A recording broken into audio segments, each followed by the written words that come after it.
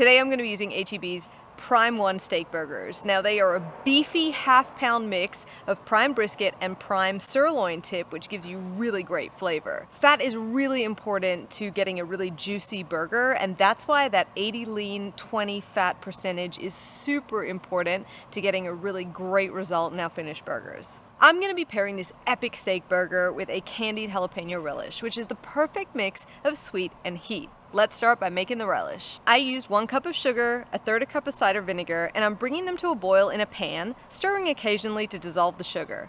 Once your mixture is at a rolling boil, add in 8 ounces or about 6 sliced fresh jalapenos, then reduce the heat slightly and simmer for 10 minutes until the peppers change color. Then throw them in a food processor along with 8 ounces of sweet gherkins and 4 ounces of dill pickles and blend till you get a delicious coarse relish. So you can store the relish in a jar for up to 2 weeks in your refrigerator, and it actually tastes even better once it's mellowed out a bit, so I like to make it in advance. Okay, it's time for the star of the show, big beefy burgers.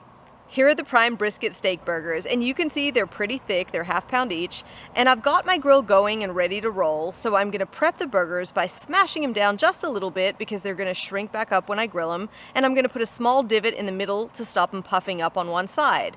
Then I season the burgers with a generous amount of salt on both sides, and it's off to the grill. What I look for when I'm cooking a really thick burger is a great crust on the outside and a juicy interior. And to get that, I'm going to use the JKF method, which is just keep flipping. When I use it with steaks, I'm flipping every 20 to 30 seconds, but the burgers are a little more delicate, so we're going to move them every 2 minutes. Keeping them moving is going to give them a great char-grilled exterior. I'm using a medium heat, about 350 to 400 degrees, and if your coals are too hot, you're going to get lots of flare-ups. But as you can see, if I just keep flipping these burgers every 2 minutes, I'm developing that glorious and tasty crust while the burger cooks perfectly in the middle. You'll know when your burger is ready when it reads 160 degrees on an instant read meat thermometer. Load that perfectly grilled prime steak burger onto a bun and slather it with plenty of that sweet, spicy, and slightly sour candied jalapeno relish. Finish with the top bun, and that right there is a burger any Texan would be happy to devour. Don't forget, check out H-E-B's YouTube channel for more great recipes.